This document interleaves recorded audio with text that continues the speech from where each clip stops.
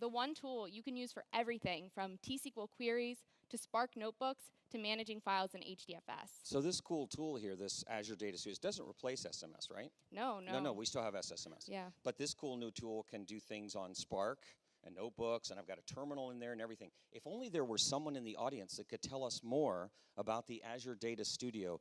Well, look, it's Vicki Harp. Ladies and gentlemen, Vicki Harp, who's going to have a session later on today. She's the PM on the Azure Data Tools team, so definitely go check her out. Yeah. So here, I'm using Azure Data Studio to manage my files in the HDFS that comes built into SQL Server. So this HDFS is running on the cluster? Right. And this, by the way, scales SQL Server's storage capacity by 1,000 times.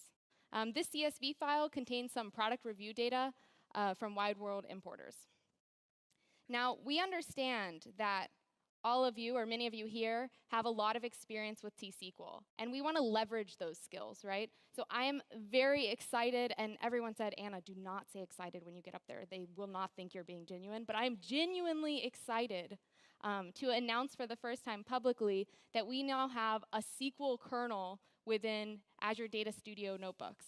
We have a SQL kernel? There's a SQL kernel. So people, just so you know what that means, a Jupyter Notebook runs those cells because of a program that's running somewhere else on the server. They're called kernels. There's usually been two, right? Python and R.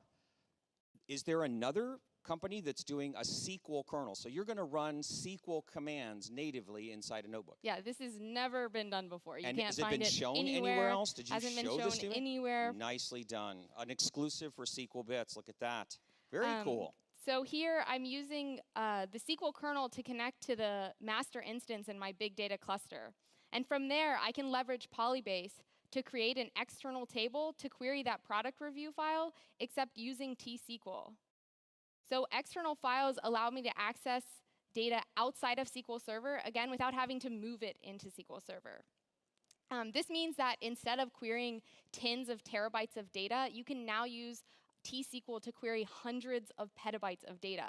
So leverage those skills. Nicely done. But it turns out we have some data in Oracle. And we still want access to all of that data. And we can do that by creating a three-way join between the data in HDFS, the data in SQL Server, and the data in Oracle.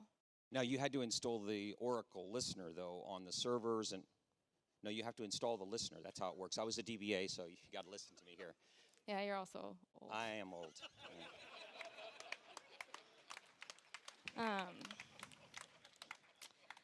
So I don't have to ETL the data anywhere, right? SQL Server takes care of getting the data from the right places at the right time. Finally, I want to enable AI on this combined set of data.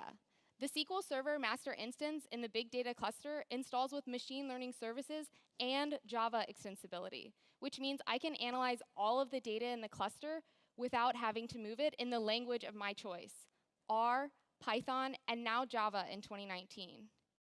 Here, I took a sentiment analysis Java program, and I put it into a stored procedure, which I'm executing on the data from all sources, HDFS, Oracle, and SQL Server.